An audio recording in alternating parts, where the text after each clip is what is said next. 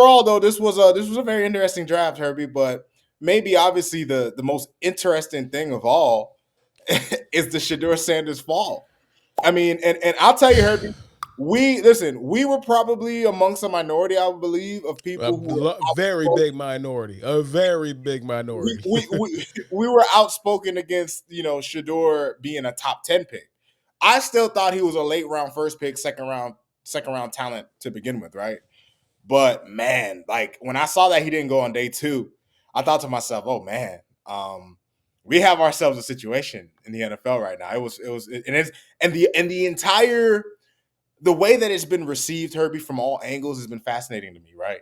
Because people have all these different beliefs on exactly why he fell, right? And this is just one of those situations to where perception is reality. People are gonna believe whatever the hell they want to believe when it comes to this situation, Herbie. And since I'm already talking about it, I'll just get off like my thoughts on it. I was extremely shocked when I seen he didn't go in the second round, Herbie. And I was thinking to myself as a Dolphin fan, we didn't have a third round pick. And we ended up eventually trading down from the fourth round. But I thought to myself, like, man, I know the Dolphins won't do it because of the last thing the Dolphins want, especially when you consider all the drama with Tyreek, when you consider the Jalen Ramsey situation, when you just consider all the chatter that's been going on around the team, to add Shedeur Sanders to that mix, it just wasn't going to happen.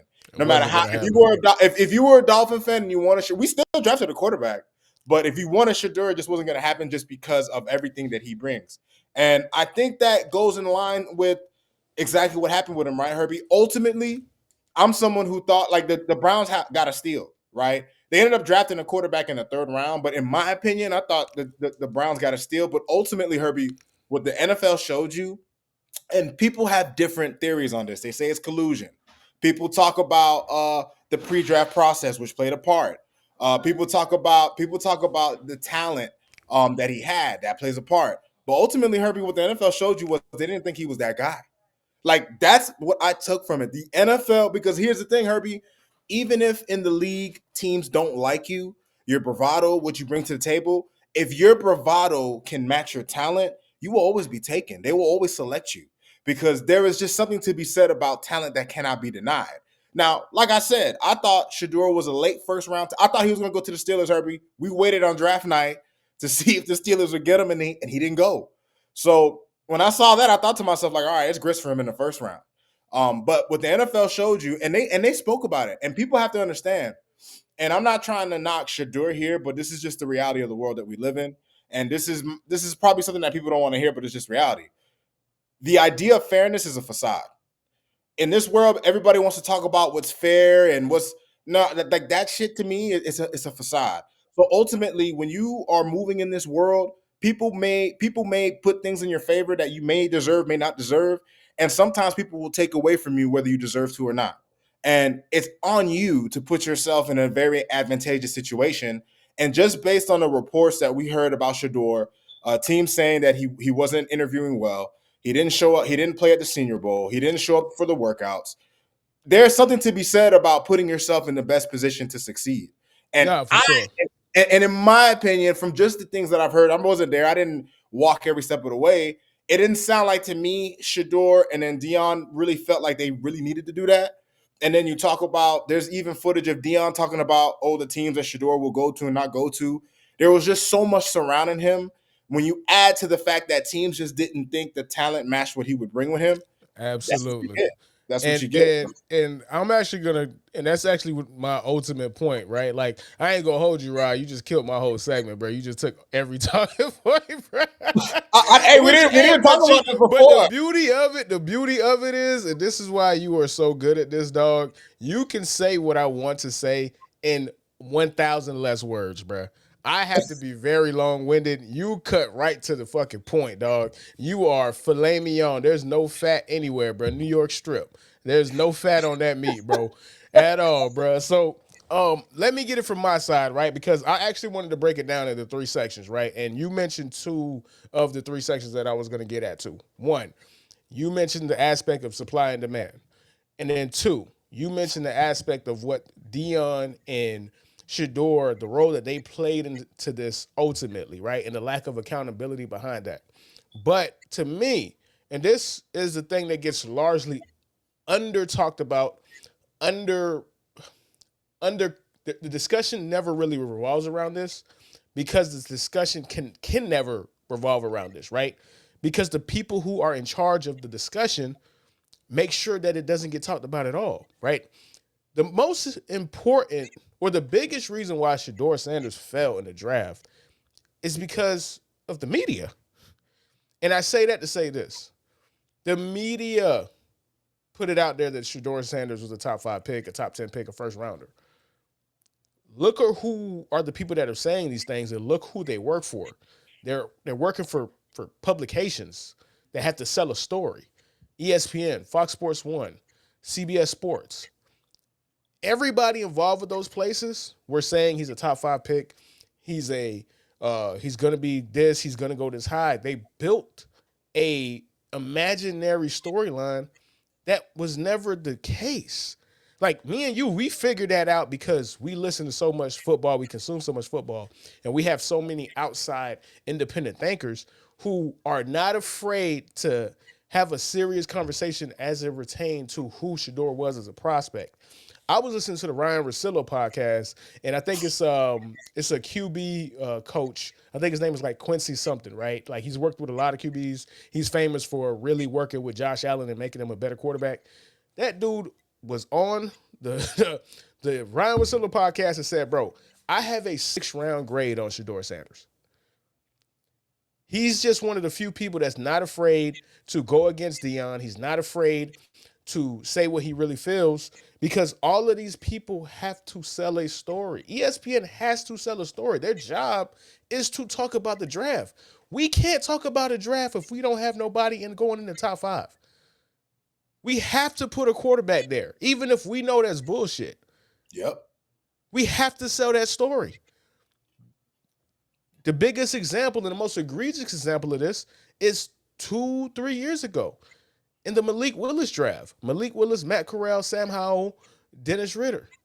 They were trying to sell Malik Willis as a number 6 overall pick to the Seahawks that year. They were trying to sell Malik Willis as a first-round top 5 pick. They tried so hard to sell that. Tried so hard. And then what happened?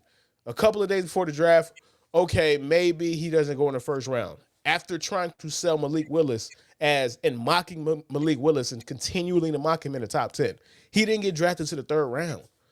The media is often not in lockstep with what the NFL thinks. The media made Shedeur Sanders a top 5 pick. The media made Shedeur Sanders a first rounder. The NFL never did. The NFL will tell you what they think of a player very quickly.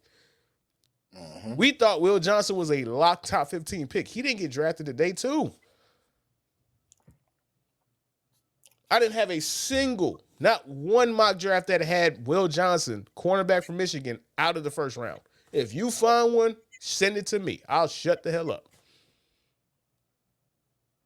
The NFL does not tell these people anything until a week out. That's why a week out, you started hearing that Shedeur Sanders is not going to be in the first round because that's the first time that the NFL is starting to be serious. They're not blowing smoke. There's no smoke screens. There's none of that. But the people who are consuming these things are not privy to that information. They're going by what they're told and what, more importantly, they're sold. They're sold on the idea. So, of course, it's a draft fall if you, for 3 months, expect this person to go to some place. But is it a real draft fall if nobody ever thought of that to begin with? So that's one. The media has, like, all the blame in this. Like, and I get it. You can't sell the draft if you can't sell quarterbacks. That's it. You have to sell quarterbacks. And you can't sell quarterbacks if you're being honest and saying, yeah, we got some 3rd-round picks going, dog. That's not how it works. The media created this monster. And then that is twofold. The second half of that is that the monster that they created would also follow Shedeur to the NFL. The reason why Shedeur ultimately fell to the fifth round, the biggest reason is the media, because the NFL, and we didn't even see this. I viewed Shedeur as a starter. I thought that he was a starter at least. But the NFL does not see him as a starter. The NFL sees him as a backup. The minute that clicked, it all made sense. Why would we draft Shedeur Sanders and everything that comes with for him to be a backup? Yep. We could get Dylan Gabriel to do the same thing. We could get Tyler Shuck to do the same thing. You're holding a clipboard. I don't want a million questions about how was Shedeur in camp? How did Shedeur's ball placement look in camp? What was Shedeur eating? Did he have a Gatorade today? Did he have a Snicker bar? Nobody wants to hear that. Why would my starting quarterback want to answer about what the hell Shedeur Sanders did? And that's how teams looked at it. So once that hit me, I'm like, he might. I thought he was going to get undrafted at one point. It was Herbie. It was starting to look like that. It was starting to look like teams were just going to just give him the big middle finger. But right? I don't even think that. I think it is if we think you're a backup, because we've seen this. We've seen this with I can't remember the dude's name, and I should have looked it up. That's on me. But the openly gay defensive end, Michael Sam. We've seen it with Michael Sam.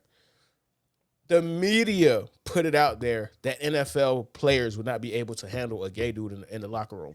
When any NFL dude that was asked was like, hey, bro, if he could play, he could play. We cool. But the media didn't want that because they couldn't sell that. Right. And it got to the point where Michael Sam had his career ruined before he ever had a chance because he was not good enough to justify him being on your team because of the circus that he comes with. A bigger example. For the same position, Tim Tebow. You know these white folks wanted to have Tim Tebow on a roster. You know they did. But it just couldn't happen because you do not have... Nobody wants that kind of distraction for a dude that's not even finna be on the field. Well, didn't Josh McDaniels trade up for this dude too? But I'm talking about once it became apparent that he was not a starter. Yeah. I got you. I got you. You could have found a spot for Tim Tebow. They didn't even want Tim Tebow on special teams because it became such a circus. Like Tim Tebow said, I'll play running back, I'll play tight end, I'll play halfback. He just wanted to be in the league.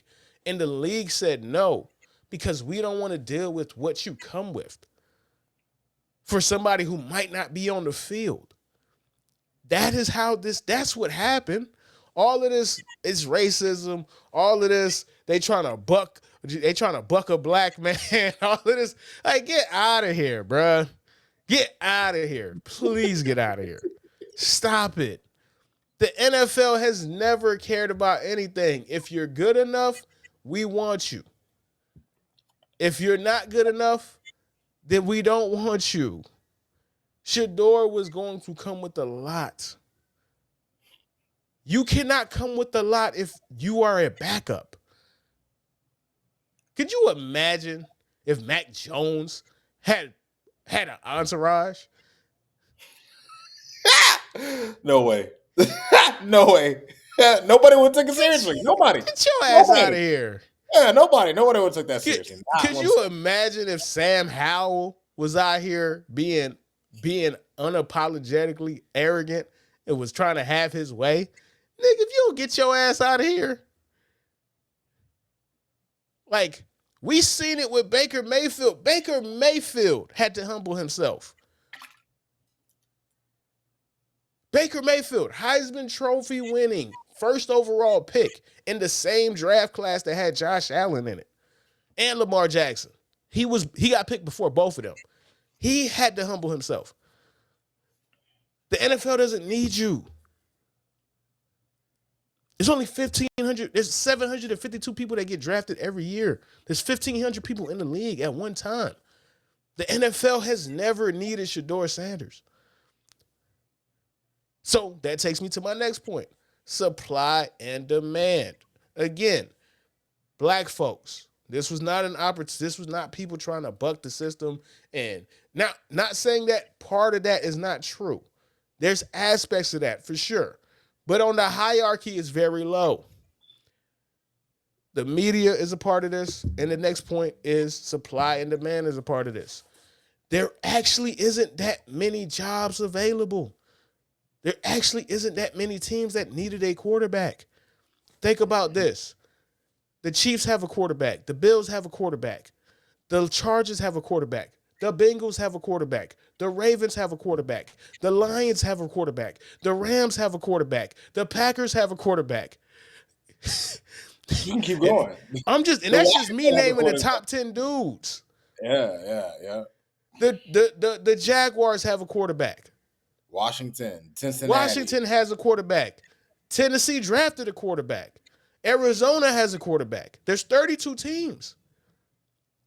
And all 32 teams, because we draft quarterbacks so much, all 32 teams are in a position, whether you have a franchise guy, you have a mid-tier guy that you just paid, or you have a young dude that you just drafted.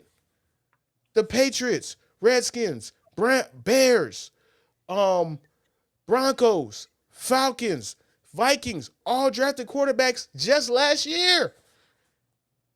So all of those teams are not going to take Shedeur, because why would we take Shedeur? We already have a young dude. We don't want Shedeur looking over his shoulder. That erases that.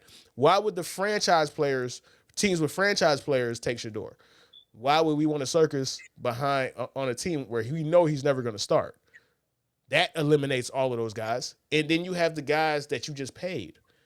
They're on 3 or 4 year contracts. You definitely don't want them on the team. You definitely don't want Shedeur on their teams because you just paid these dudes. You paid these dudes $40 million a year. Why would you want anybody to even have the opportunity to ruin that investment? So where was he going to go? It was the Browns or the Steelers. That was it. Or the Giants.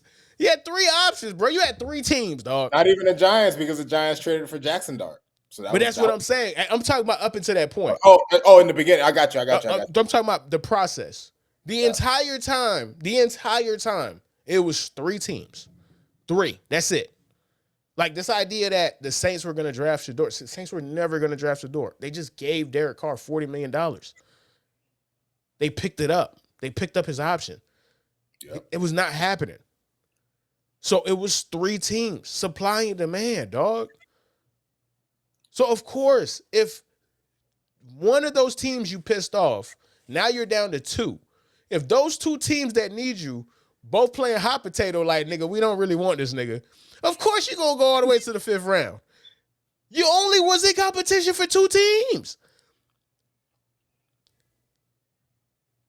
This idea, when you really crystallize it and you get the emotion out of it and you actually use logic, it makes perfect sense why he went in the 5th round. I'll see people, man, they drafted Dylan Gabriel over him. Now y'all know this. Now you can't hide behind that as racist. No. What that meant, what that identified, and what that signaled was none of these guys are good. We don't think none of these dudes are good.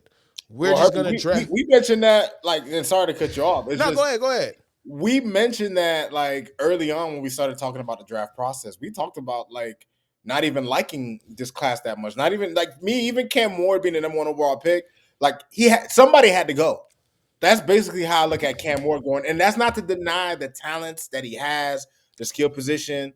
But ultimately, Herbie, at the end, and shout out to Trees Top, man, in the building. It's a conspiracy, right? It's crazy, Trev. It's crazy. It's crazy.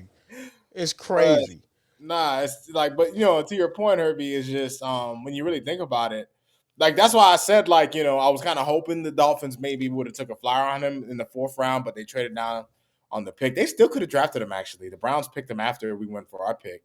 But they weren't going to bring the circus with them, right? Because the Dolphins are a circus already. So you don't need another clown add to the clown show. That's just how I was looking at it for Shedeur and the Dolphins. Bro, I'm telling you, listen, when he didn't get drafted in the 2nd round, it was immediately obvious. The conversation changed completely after that. Yep. You draft somebody that you think can start for your team in rounds 1 or Or rounds two. 2. That's it. Yep. Once you get to 3, the NFL does not think you're a starter. Now, if you end up in a situation where you get forced in that position and you take over the reins, a la a Dak Prescott who was drafted in the 4th round, a la a Brock Purdy who was drafted in the 7th round, and you make it and you take that opportunity and you run with it, cool. But you are not drafted with the intention to be starter. Remember, Dak Prescott got drafted to a team with Tony Romo, who was coming off the best season of his career. There was no intention of the Cowboys ever starting Dak Prescott. Tony Romo, old ass, just broke his back in fucking preseason, bro. The rest was history. Facts. So once he made it out of 2nd round, I said, oh, the NFL thinks he's a backup. And then if the NFL thinks he's a backup, why would we want you? We don't want to deal with the circus. We don't, and again, it's not his fault. I'm not blaming Shedeur for this. I'm blaming the media because the media has this, and it's their job to chase whatever is going to get ratings. They will beat it over their head. That's why they only talk about the Cowboys. That's why they only talk about LeBron James. And that's why they only talk about the Yankees.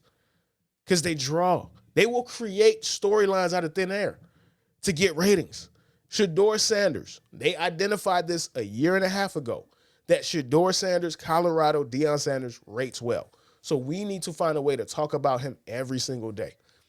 So that is what's going to happen going into any locker room. They're going to talk about him every day. No backup quarterback is worth that. Tim Tebow wasn't worth that. Michael Sam wasn't worth that. Nobody's worth that. Johnny Manziel wasn't worth it. And then that takes me to my last point, which, Rod, you already got to and you killed it. But I'm going to just expand upon a little bit more. Y'all going to take a responsibility of what, Deion and Shedeur? Like, let's call a spade, bro. Like, facts. Y'all played a part in this shit, man. Real talk. Like black folks, and I say this respectfully, shut the fuck up. When Deion said, my son ain't gonna go here, my son is gonna move different, we are coming with our power and our force, y'all championed it. I heard y'all say, hell yeah, Deion dictating where his son gonna go. Every team can't pick his son. Okay, then them teams obliged. And they said, we not gonna take your son. What? You not finna take his son? What you mean? You can't do that. But Deion said, don't take him. I know what he said. I don't care. That's racist. Huh? Ridiculous. What? Ridiculous. What do you mean? What is it? Y'all want apologetically unblack, do it your way trailblazing, or do you want to understand that there's levels to this and you have to play the game? If you don't want to play the game, that's fine. I'm you know me. I don't play the game. But I'm smart enough to know when I have the leverage and when I don't. Shedeur Sanders never had any leverage. It is not a birthright to get drafted. I'm hearing people saying it's not fair what happened to Shedeur Sanders. No, it's not fair what happens to kids in Gaza who are getting bombed and got to sleep on rocks. That's not fair. Shedeur Sanders not getting drafted. What the fuck? What are you talking about? Are y'all insane? Bruh, this shit, oh my God, bruh. Like, it hurt me. First world problems. First world problems. First world problems, bro. It's the end of the world that Shedeur didn't go in the first round when almost nobody needed a quarterback. It's the end of the world, dog. You know what I mean? Trust me, and I hate how it happens because it puts us in a position where we are taking sides with people that we don't agree with. You feel me? Like, I hate when I'm in a position where I'm saying some things that the other side is saying. But we have to be honest. That's what this community is about. That's why these people come and support us and follow our streams, man. And just for that, man, we got Cap in the building. You already know the homie Cap in the building. Homie man. Cap! Hey, Cap, we gonna And we gonna get to the draft, bro. That's gonna be on the second half of the show. Rod is gonna break down all the draft picks, bro. He want a deep dive in all of that, bro. We just addressing the Shedeur stuff real quick, man. And let me get this comment from the Home of Trees, man. He was talking like Shedeur was Peyton Manning. 100%. And I don't blame him for doing that. I don't blame Shedeur for his demeanor. Shedeur doesn't get to where he's at if he doesn't have the utmost confidence and self-arrogance behind himself. You have to be a professional athlete. But you also have to have self-awareness. Like, I hear people saying, oh, Baker Mayfield was cocky coming out of college. Every article you heard about Baker Mayfield at the combine, which he performed at, by the way, was he was great in the interviews. He was great on the whiteboard, and he made himself accessible. He knew he was the number 1 overall pick, and he still gave deference and however you want to define it, respect to the process as the guy who knew he was going number 1. Now, you can say he didn't know. I take that back. He didn't know he was going number 1 before the combine. He was still competing with Sam Darnold and potentially Josh Allen, but he knew he wasn't leaving the top 10. He was a guaranteed top 10 pick. Josh Allen was at minimum a top 15 pick that year. Sam Darnold that year was at minimum a top 5 pick. The entire process. And they still showed the process respect. Jaden Daniels knew he was going top 2 or top 3. He showed the process respect. So these are people who were better than Shedeur Sanders and still played the game. So it really makes you look crazy approaching the situation the way you did. And you got the audacity, and I'm not talking about them. I don't know how they feel, but I'm talking about the fans. Again, we said it on our podcast. These are not NFL fans. These are not college football fans. These are Deion Sanders and Shedeur Sanders fans. They don't understand this shit. And they are the loudest critics. They're the loudest ones. It's a conspiracy, like Tria said, bro. It's a conspiracy. The man wanted to show Shedeur Sanders. What? The hell are you talking about, man? What the hell are you talking about, man? Quinn Ewers got drafted in the 7th round, dog. I don't see nobody crying for Quinn Ewers, bro. We drafted him. That's the funny part. I don't see nobody just crying for Quinn Ewers, bro. He had a super slide. This was a guy that people talked about being a potential starter. He was supposed to be a 2nd-round pick. Imagine.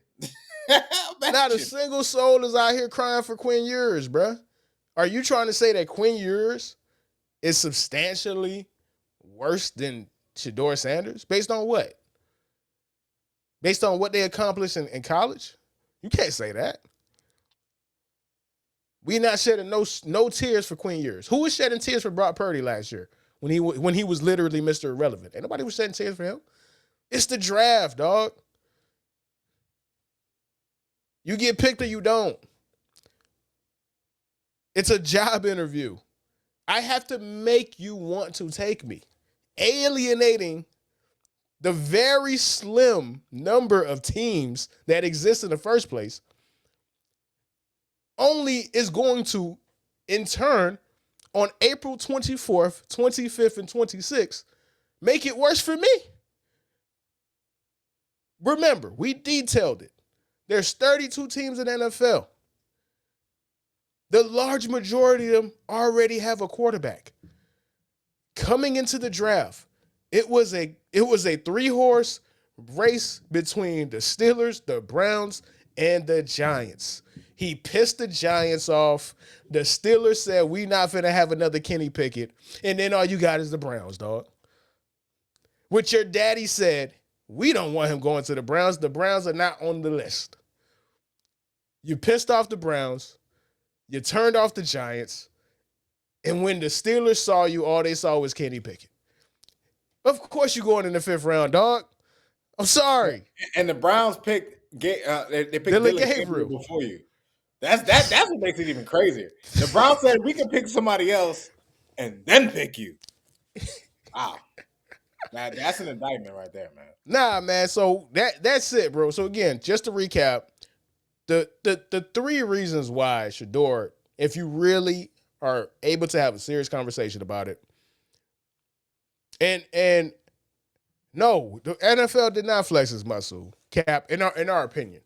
This was just a situation where it was a rare situation where Shedeur was a victim of circumstances. He was a victim of being propped up as a prospect that he never was by the NFL. The Well, more well the media, media the by the media. I'm media. sorry, he was. The media made him a first round pick. The media made him a top 5 pick. The media made him a lock for the New York Giants. And that made people think that. But the NFL never thought that. And again, like I said, I see a lot of people are in the chat. Y'all wasn't here at the beginning. I gave an example. The 2022 draft, where Malik Willis, Dennis Ritter, Sam Howell, Matt Corral. Leading up into that draft, if y'all remember, everybody had Malik Willis going in the top 5. Everybody had Malik Willis going to the Seahawks. Everybody saying, hey, this could be the new Russell Wilson. Like, the media needs to sell the idea of quarterbacks going high in the draft. Otherwise, nobody will watch the coverage. Malik Willis ain't get drafted to the 3rd round. The media created that narrative. And they did the same thing this time. They told you. I've been hearing this was a bad quarterback draft last year. The NFL didn't like this draft last year, which is why they took so many quarterbacks last year, because they didn't like this current draft. The NFL is always a year or two ahead. They know who's in the pipeline. They'll either wait a year or they'll say, fuck it, we got to do something now because the next year is terrible. So when you actually see this for the whole picture, all the slices of the pizza is together. All the Lego pieces are together. It makes perfect sense. Nobody wants to hear that, especially Shedeur fans.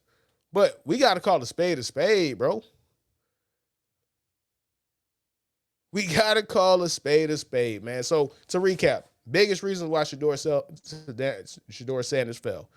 Number 1, media. Propped him up and made him something he never was. Number 2, supply and demand. There just wasn't that many teams, and he alienated a couple of them.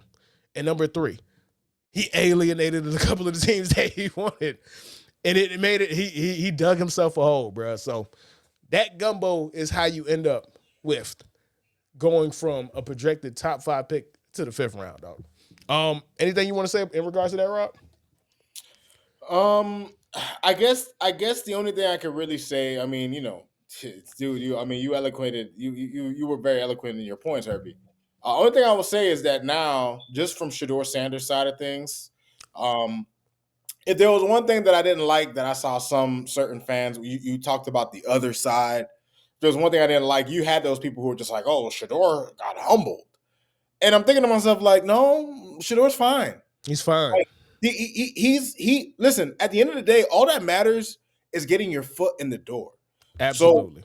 if Shador Sanders himself felt like he should have won in the 1st round, if he felt like he should have won in the 2nd round, he probably already had the feel because he's an athlete ready to be at the pro level. So there's a certain level of juice, there's a certain level of internal motivation, internal determination that you have anyway.